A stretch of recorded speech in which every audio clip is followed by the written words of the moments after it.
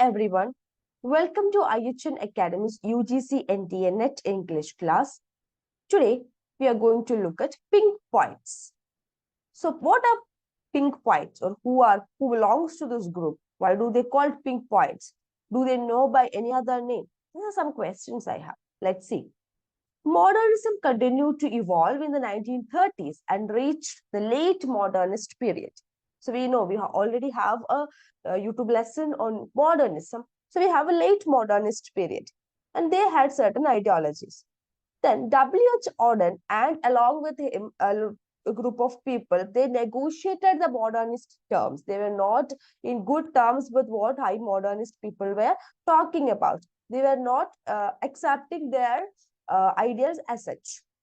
So then came the poets of the 30s. This they belongs to the 1930s. Poets of the 30s. W.H. Auden, Stephen Spender, Louis Macnish, Cecil de Lewis, Christopher Isherwood. So these are the poets of the 30s. They are all Oxford educated. So they are also known as Oxford group. So what is different for them is they wrote in a classical style. They revisited the classical style. Auden also wrote an introduction to his literary magazine Oxford Poetry, magazine by Oxford Poetry Literary Magazine. And Auden wrote a famous introduction in 1927.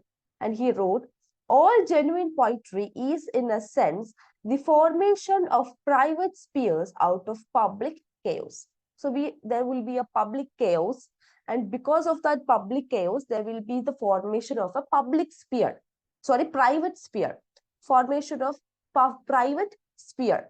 And that private sphere leads to genuine poetry.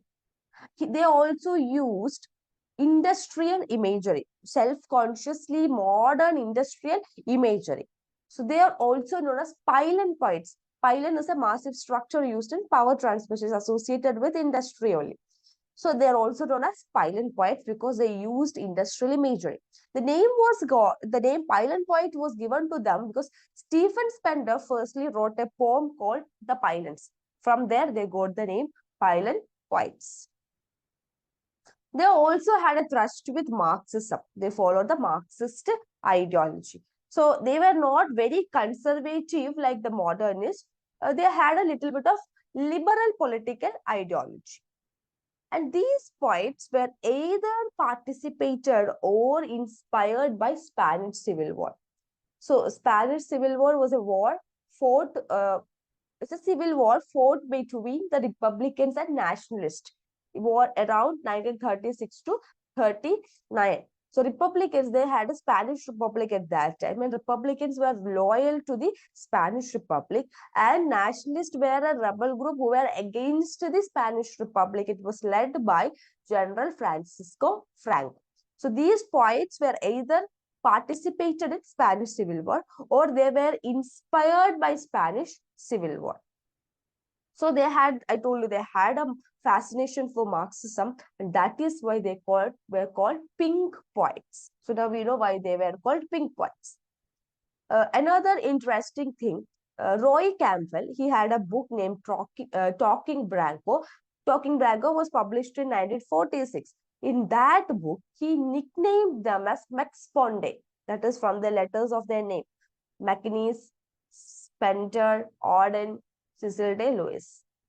Another thing, Auden, Cecil de Lewis, Stephen Spender, and Louis Macnish, they all served as the editors of Oxford Poetry. Already we discussed, like Auden wrote a introduction to the Oxford Poetry. So Oxford Poetry is a literary magazine. They were all editors. They served as editors of Oxford Poetry. So this is about pink poets. I hope you got a basic idea about who belongs to the group called pink poets. What are the other names? So read again. Thank you.